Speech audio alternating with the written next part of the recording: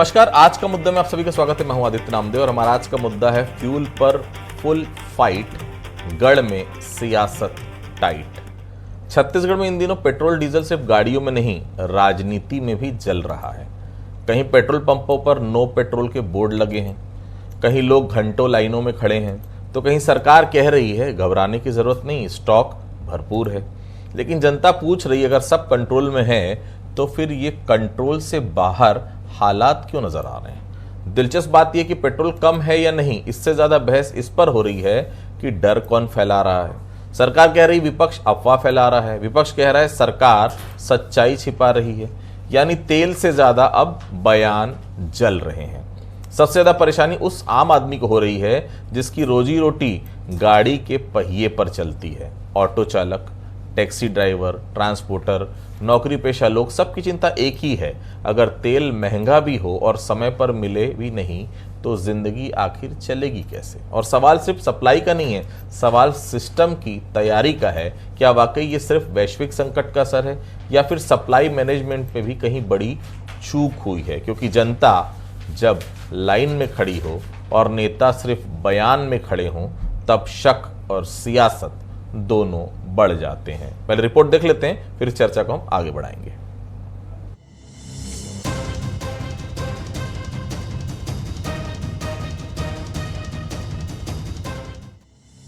छत्तीसगढ़ के कई जिलों में पेट्रोल और डीजल की सप्लाई प्रभावित होने से हालात अब लोगों की चिंता बढ़ा रहे हैं। कई पेट्रोल पंपों पर नो पेट्रोल और नो डीजल के बोर्ड नजर आने लगे हैं। इतना ही नहीं, जहां तेल उपलब्ध है वहां भी लंबी लंबी कतारें लग रही हैं। लोग जरूरत से ज्यादा पेट्रोल और डीजल खरीद रहे हैं, जिससे डिमांड और सप्लाई के बीच का संतुलन बिगड़ता दिखाई दे रहा है। इसी बीच 15 मई से पेट्रोल और डीजल की कीमतों में बढ़ोतरी ने लोगों की मुश्किलें और बढ़ा दी। बढ़ती कीमतों और घटती उपलब्धता ने आम आदमी की चिंता दोगुनी कर दी है। इसी बीच मुख्यमंत्री विष्णुदेव साय ने ये साफ कर दिया कि प्रदेश में पेट्रोल और डीजल का पर्याप्त स्टॉक मौजूद है, तो कांग्रेस सवाल उठा रही है। प्रदेश कांग्रेस अध्यक्ष दीपक बैज का आरोप है कि सरकार जनता को गुमराह कर रही है।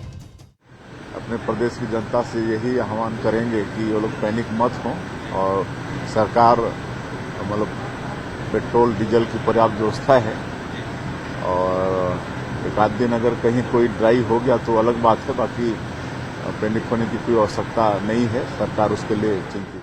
70% से ज्यादा पेट्रोल पंप सूखे पड़े हैं, पेट्रोल डीजल कहीं पे नहीं है। सरकार लगातार झूठ बोल रही है कि स्टॉक पर्याप्त मात्रा में है।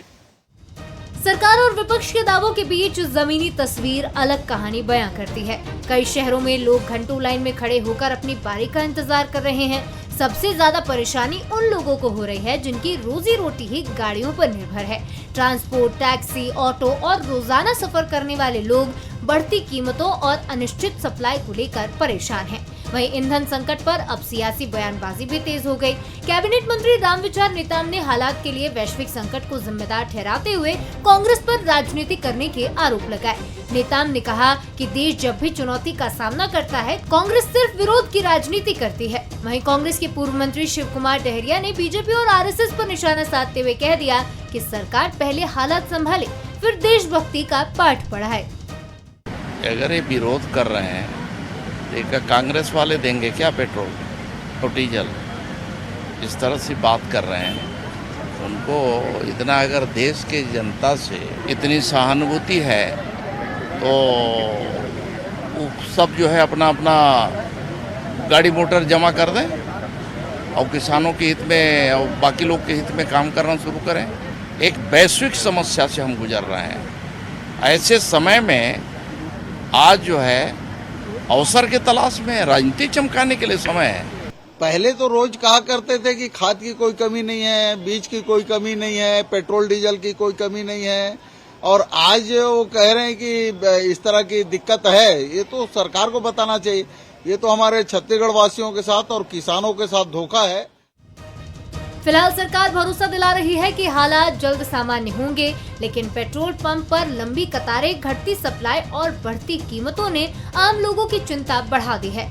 बड़ा सवाल यही है कि क्या ये सिर्फ वैश्विक संकट का असर है या फिर सप्लाई मैनेजमेंट में भी कहीं चूक हुई है। फिलहाल फ्यूल पर फुल फाइट के बीच गढ़ में सियासत अब पूरी तरह टाइट हो चुकी है।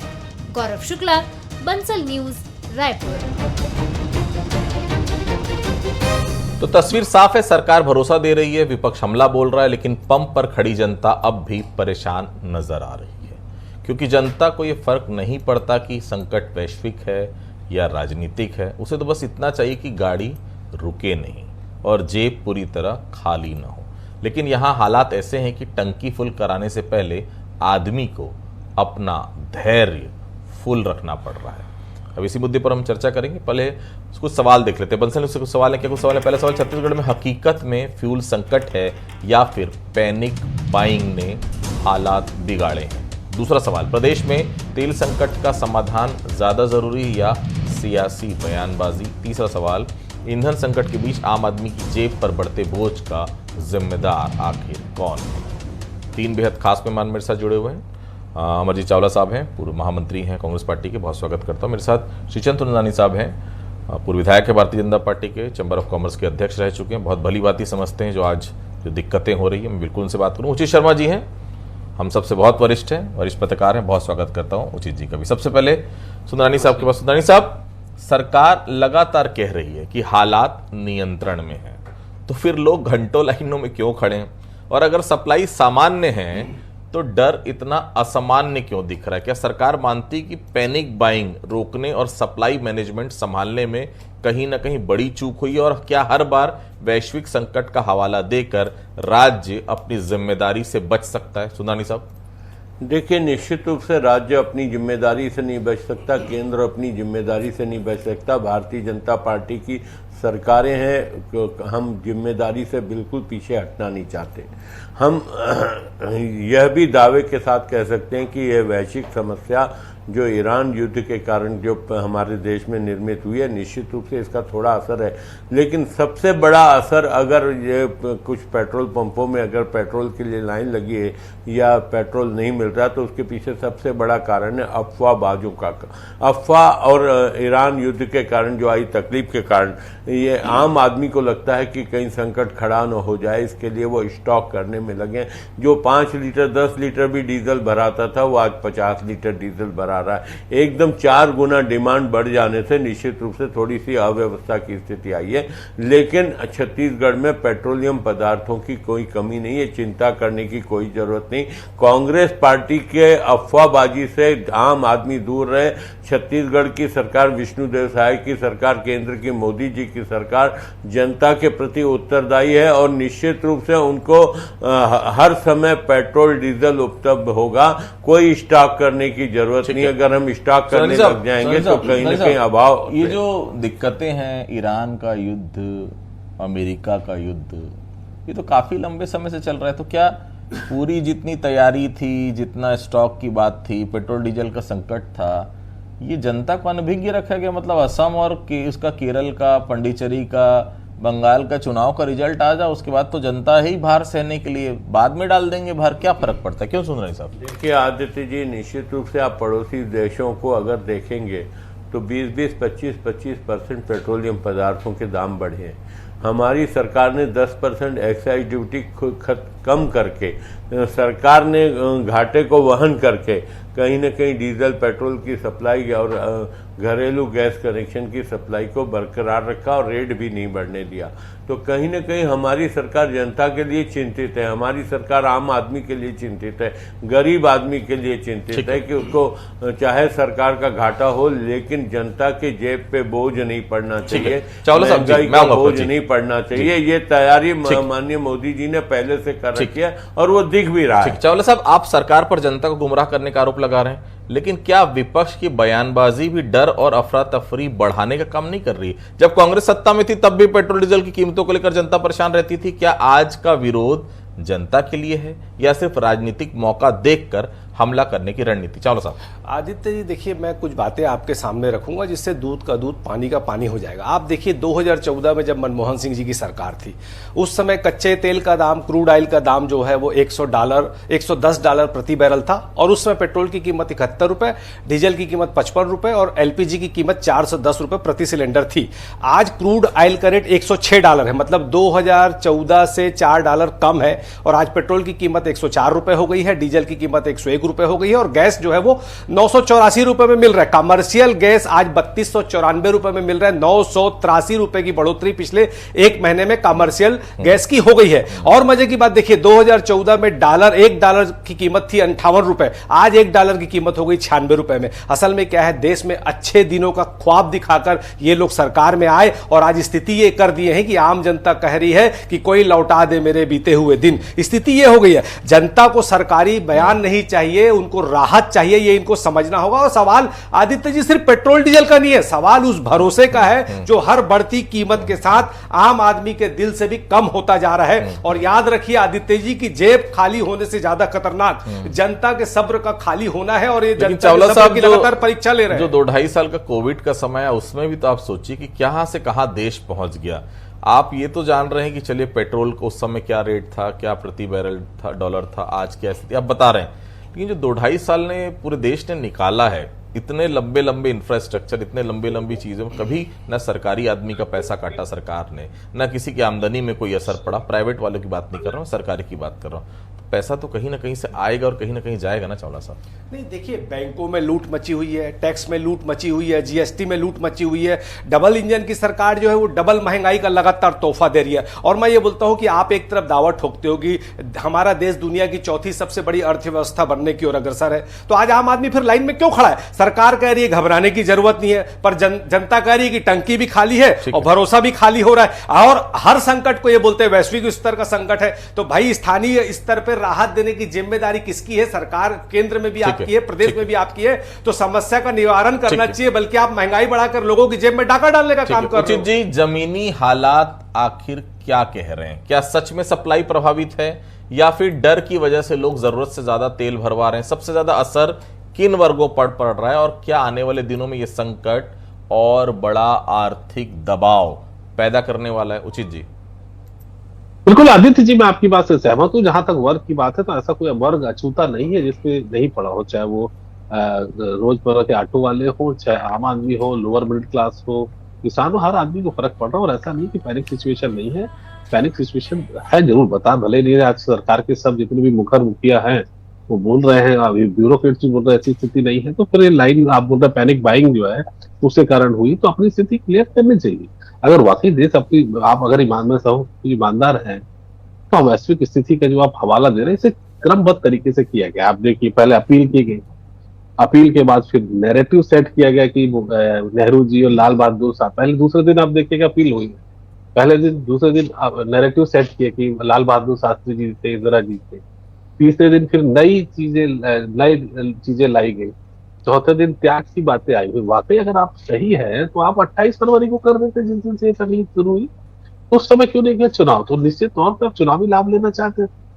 बात ऐसी नहीं है कि वैश्विक संकट नहीं है, हम नहीं समझ रहे, लेकिन वैश्विक संकट है तो हम उसको त्याग करने के लिए तैयार है, जनता तैयार है। लेकिन आप और हम सवाल तो करेंगे कि इस तरीके के त्याग, अगर आप पहले ही ये बात होती, ईमानदारी होती, तो पहले अपील कर लेते प्रधानमंत्री जी कि भाई हम पहले अपने कैबिनेट से, फिर अपने स्टेट से, फिर अपने 13 करोड़ कार्यकर्ताओं से ये अपील करता हूँ कि ये त्याग कर दीजिए, तो शायद मैसेज अच्छा जाता।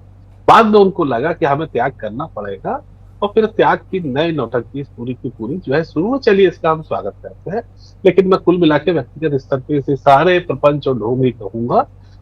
हिंदुस्तान में कृषि के बाद सबसे बड़ा उद्योग है आदित्य जी ढोंग। ये सबसे बड़ा सेकंड नंबर का उद्योग है, जो हमारे नेता नगरी के लोग काफी तादाद में से करते हैं। हकीकत में उनके केवल आप बुलेट से जाने से पेट्रोल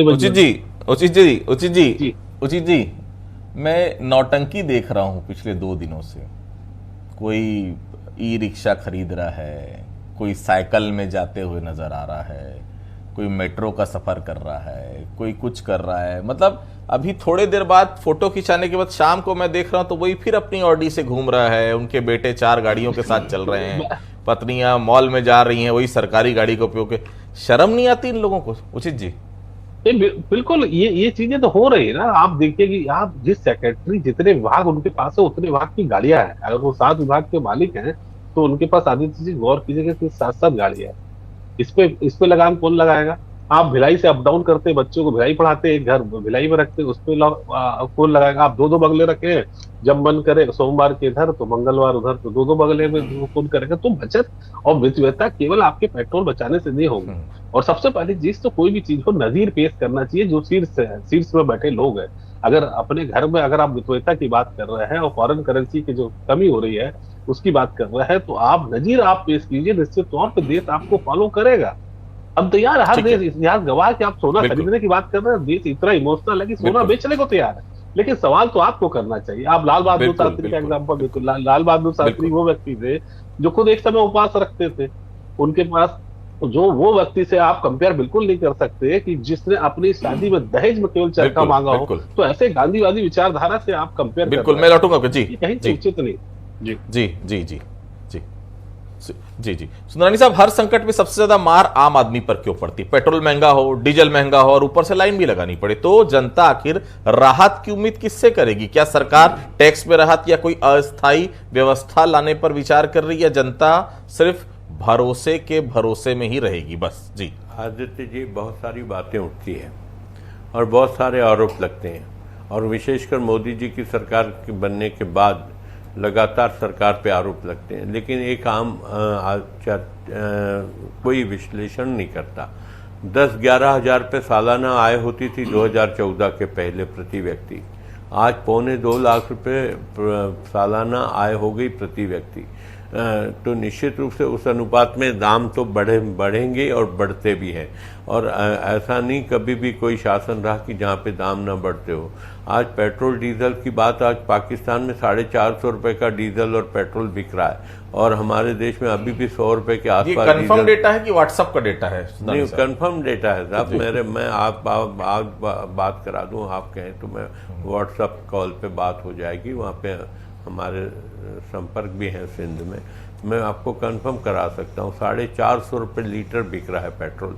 और अभी भी अगर मोदी जी ने यहाँ पे नियंत्रण करके 100 रुपये के अंदर डीजल, 100 रुपये के अंदर पेट्रोल बिक रहा है। ठीक है। अन्य देशों में 20-25 मतलब सब जगह यही स्थिति आप ये बता रहे हैं। ठीक है चावला साहब, आप सरकार को फेल बता रहे हैं, लेकिन क्या आपके पास कोई ठोस रोड मैप है या सिर्फ आरोपों का फ्यूल डालकर सियासत गर्म रखी जा रही? क्या विपक्ष इस मुद्दे पर समाधान चाहता है या सिर्फ सरकार की मुश्किलों को राजनीतिक अवसर में बदलना चाहता है? चलो साहब। देखिए आदित्य जी, हम ये चाहते हैं कि जनता जिस विश्वास और भरोसे के साथ सरकार को चुनती है तो वो राहत और भरोसा उनका कायम रहना चाहिए और उनको समस्या का हल होना चाहिए।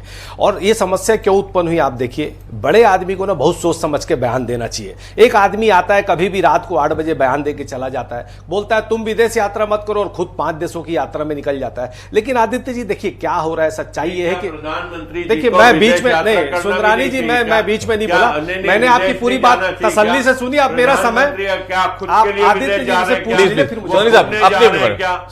आज देश हित के लिए वो दौरा कर रहे हैं, देश में जनमानस हमारे, मैं आपके दूंगा पर्याप्त समय सुनने सब। जी चावला साहब कंप्लीट करिए। देखिए अभी तुलनात्मक रूप से इन्होंने पाकिस्तान से अपनी तुलना की, यही भारतीय जनता पार्टी की सच्चाई है। ये ना अपनी तुलना पाकिस्तान, बांग्लादेश, श्रीलंका, नेपाल जैसे 2 कौड़ी के देशों से करते हैं। ये सुन यार, तो चाइना और जापान से कर लो ना, अमेरिका से कर लो, क्यों नहीं करते? पता कर लो कितने % बढ़ा है। चाइना 1949 में आजाद हुआ, 22% हम बहस नहीं करते। अगर इतने गंभीर मुद्दे पर बहस करनी हो आदित्य जी, मैं आपके सवाल का जवाब दे रहा हूं और इनको सुनने की क्षमता रखनी चाहिए। अगर आज ये नंगे हो रहे हैं मीडिया के सामने तो इनको सुनना चाहिए भाजपा वालों को। सच्चाई ये है कि चुनाव खत्म और वसूली शुरू हो गई है। दिक्कत क्या होती है, आप तो विदेश यात्रा में निकल के अपने जेब के लिए ले रहे हैं क्या? ठीक है ठीक है, मैं प्लीज आप दोनों, मैं आऊंगा तो मैं बोलूंगा। ठीक मैं आप, जनता भी देख रही है कैसे बौखला के। ठीक है, मैं आप दोनों के पास आऊंगा। उचित जी, लेकिन मेरी बात आदित्य जी खत्म नहीं, मैं ये बोलना चाहता हूं कि देखिए सोच समझ के बयान देना चाहिए। एक बयान से मांग आपूर्ति का संतुलन बिगड़ गया देश में और शेयर मार्केट में गिरावट आ गई और महंगाई बढ़ गई और जनता जो है आज लाइन में खड़ी है। तो बड़े आदमी को सोच समझ के बयान देना चाहिए। सरकार जो है वो आपदा में भी अवसर तलाश कर रही है और आम आदमी की जेब में टाका डाल रही है। जब क्रूड ऑयल 35-40 रुपए था तब आप छूट दीजिए और आज वसूली कर रहे हो। लेकिन जब केंद्र में भी इनकी सरकार मैं है लौटूंगा तो जी। भाई ये नारा देते थे बहुत हुई महंगाई की मार, और अब जनता कह रही बस करो भगवान अत्याचार। ठीक है, तो जनता कतारों में ठीक है, खड़े उचित होकर जी, सुकून ठीक, मांगती प्लीज, रही प्लीज, जी। और हुकूमत दावों के कागजों में चावला साहब। समाधान बताती रही। यही स्थिति चलो सब लम्हा हो रहा है भारतीय प्लीज। उचित जी, जो तस्वीर सामने आ रही है उसपे संकट कम और सियासी बयान ज्यादा दिखाई दे रहे हैं, क्या अब वह प्रशासनिक चुनौती ब्लेम गेम में बदलती जा रही है? और सबसे बड़ा सवाल क्या इस पूरे माहौल में जनता का भरोसा सिस्टम से ज्यादा अफवाहों पर टिकता जा रहा है? उचित जी, बिल्कुल, आप देखिए कि जिस तरीके से कोविड में हमने अभी 6 साल पहले देखा है कि अफवाहों पे लोगों ने भरोसा किया है और बहुत हद तक वो उनकी अफवाहें सच साबित हुई है। इसीलिए लोगों को अफवाहों पर ज्यादा भरोसा है, अपने शीर्ष नेतृत्व पे और लोगों पे, ब्यूरोक्रेसी पे नहीं है कि वो क्या बोल रहे हैं।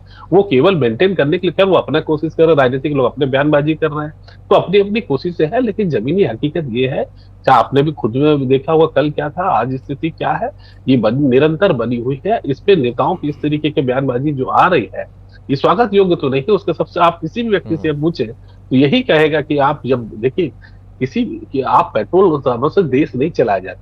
आप पहले की जो पेट्रोलियम कंपनी थी वो डॉलर के हिसाब से फ्लक्चुएट होती थी, दाम भी फ्लक्चुएट होते थे। मगर जब आप देश और प्रदेश आपको पेट्रोल से आय से आप चलाना चाह रहे हैं तब तकलीफ होती। जब 54 रुपए डॉलर था प्रति बैरल था तब भी आपके दाम वही थे, आज 108 रुपए तब भी आपके दाम वही है। तो जो इन बिटवीन 10 सालों में जो इतना लाभ गया है वो कहाँ गया है? पेट्रोल पंप में कभी लिखा रहता था सेव पेट्रोल, पेट्रोल बचाएं। आज तो तस्वीरें दिखती हैं। आप जब कोविड के जब कोविड इंजेक्शन का जब पर्चा वापस लें, सर्टिफिकेट लें, तब भी उसमें आपको तस्वीरें दिखती हैं। तो आप तस्वीर और चीजों में पूरा पैसा आप जो जाया हो रहा है, तो मितव्ययिता केवल आम आदमी क्यों करे? केवल उसके हक में और उसके नसीब में मितव्ययिता क्यों आती है? सारे त्याग आम आदमी क्यों करे? मिडिल क्लास क्यों करे? जी जी, ठीक है। सुंदरी साहब, सरकार कह रही हालात पूरी तरह नियंत्रण में, लेकिन जनता कह रही पंप पर तेल से ज्यादा सुंदरी साहब इंतजार मिल रहा है। तो क्या सरकार जमीन की सच्चाई देखने के बजाय सिर्फ बयान प्रबंधन में लगी हुई है? सुंदरी साहब। आदरणीय आदित्य जी, मैंने पहले ही कहा कि तेल का अभाव नहीं है। जब अफवाह का बाजार गर्म होता है तो निश्चित रूप से लोगों में स्टॉक करने की प्रवृत्ति हो जाती।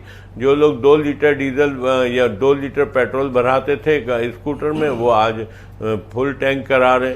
अगर 4 लीटर से ज्यादा तो स्कूटर पे पेट्रोल भी नहीं आता, लेकिन सुंदरी साहब कितना भरा लेगा वो बताइए ना? कितना भरा तो देखिए 4 गुना से डिमांड बढ़ गई है। इसलिए बढ़ गई कि लोग स्टॉक की प्रवृत्ति में आ गए, उनको लगता है कल मिलेगा कि नहीं मिलेगा। 2 व्हीलर चलाते हैं सुंदरी साहब, एक एक्टिवा में मैक्सिमम 3.5 लीटर टंकी फुल। उचित जी गलत बोल रहा हूं, सही बोल रहा हूं मैं? अविश्वास का जो माहौल पैदा हो गया है, अभाव का माहौल जो दिख रहा है लोगों को, ऐसा महसूस हो रहा है पता नहीं कल कोई चीज मिलेगी कि नहीं मिलेगी। ये माहौल बन गया है पूरे देश में। महंगाई हो जाएगी, महंगा हो जाएगा, पेट्रोल 200 रुपये हो जाएगा। लोग ये जो अफवाहों के बाजार के चलते डिमांड सप्लाई बरोबर है, मैनेजमेंट पूरा मजबूती के साथ काम कर रहा है, लेकिन बड़ा दुर्भाग्य ये अफवाहों का बाजार जब चाहे सरकार किसी की भी हो, अफवाहें जब फैलती है तो निश्चित रूप से उसका इफेक्ट बाजार पे आता है। चावला साहब, छोटा सा जवाब दीजिए, क्या पेट्रोल संकट अब जनता की परेशानी का और सियासी अवसर ज्यादा बन चुका है? बिल्कुल नहीं। तेल खत्म है पंपों पर और भाजपा की बातों में रफ्तार है। अजब ये कैसी डबल इंजन की सरकार है। सप्लाई में कमी का डर दिखाकर इन्होंने कीमतों में वृद्धि कर दी और जनता की मजबूरी का ये फायदा उठा रहे हैं। इजराइल को फादरलैंड बोल के भारत का अपमान करने वालों की वसूली चालू हो गई है। और जो स्थिति ये हो गई है कि हाँ, देश की जनता पूछ रही है कि क्या यही है मोदी की गारंटी, जहां पर जनता को तपती धूप में पेट्रोल के लिए घंटों लाइन में लगना पड़ रहा है और महंगाई की मार सहना पड़ रहा है। अब आदमी अपना काम करे कि पेट्रोल पंपों में जाकर लाइन में लगे। स्थिति ये बद से बदतर कर दी है। उसके लिए ये डबल इंजन की सरकार पूरी तरह से दोषी है। उचित जी, आखिरी सवाल, जो तस्वीर सामने आ रही है उसमें संकट से ज्यादा डर फैलता दिख रहा है। क्या सोशल मीडिया और राजनीतिक बयानबाजी ने हालात को और ज्यादा बिगाड़ दिया है? देखिए, अविश्वास का बहुत ज्यादा हो गया है सरकार पे। नेताओं ने इसके जिम्मेदार, मैं जो विधायक जी कह रहे थे, पूर्व विधायक जी, इसके जिम्मेदार कौन है? कि अगर जनता आप पे विश्वास नहीं कर रही तो इसके जिम्मेदार कौन है? आप ही नेता लोग हैं ना। आपने अपनी छवि कैसी बनाई है? आप किस लिए विदेश यात्रा जा रहे हैं? लोग सवाल इसलिए कर रहे हैं कि आप किसके लिए विदेश जा रहे हैं। आज के पेपर में फ्रंट पेज में है कि क्यों अमेरिका ने किसी को माफ कर दिया है, क्या इन्वेस्टमेंट वहां हुए हैं। तो आप किसके लिए विदेश जा रहे हैं लोग पूछेंगे। आप बोले ना देश हित के लिए, तो देश हित है तो हमको तो नजर नहीं आ रहा है। जब हमारा सिंदूर हुआ था तब तो हमको देश हित समझ में नहीं आया। कोई देश हमारे साथ खड़ा नहीं था, पड़ोसी देश भी हमारे साथ नहीं खड़े। जो बात आप कर रहे थे कि हमारी 1,72,000 हमारी प्रति व्यक्ति आय हो गई, तो कर्ज कितना हो गया है वो भी देख लीजिए ना। 5 लाख प्रति व्यक्ति कर्ज है पूर्व विधायक जी, 5 लाख हो चुका है। पिछले साल 4.5 लाख था ये प्रति व्यक्ति कर्ज, 3.5। इस कर्ज कितना प्रति व्यक्ति बढ़ते जा रहा है वो देखिए। आप पाकिस्तान की बात कर रहे थे, वहां पे प्रेस फ्रीडम हमसे बेहतर है, हमसे बेहतर प्रेस फ्रीडम है, हैप्पीनेस इंडेक्स हमसे बेहतर है, करप्शन हमसे बेहतर है। आप देखिए तो सही, अगर आप पाकिस्तान से कंपेयर करेंगे तो फिर और भी तर्क आपको दिए जाएंगे। तो आप पड़ोसियों से अपने कंपेयर कर रहे हैं, और विश्व गुरु कैसे बनेंगे? 4थी स्थिति थी, आज 6वें में पहुंच गए हैं। ठीक है, ठीक है। या पेट्रोल कम है या भरोसा, जनता अब यही समझ नहीं पा रही है। पंप पर लाइन खत्म नहीं हो रही और नेताओं की बयानबाजी थम नहीं रही। सवाल सिर्फ तेल का नहीं, उस सिस्टम का है जो हर संकट में पहले सफाई देता है और बाद में राहत खोजता है। कुछ पंक्तियों के साथ अपनी बातों को मैं खत्म करूंगा। टंकी खाली, जेब खाली, फिर भी सफर जारी है। जनता की मुश्किल पर अब राजनीति भारी है। सत्ता बोले सब कंट्रोल में है, घबराइए मत जनाब। पंप की लाइन हंसकर बोल रही है, लगता है आप आए नहीं हैं इस लाइन में साहब। आप सभी हमारे से जुड़े, आप सभी लोगों को बहुत बहुत धन्यवाद। आज का मुद्दा में फिलहाल इतना ही। बाकी खबरों के लिए आप लगातार बने रहिए बंसल न्यूज के साथ। नमस्कार।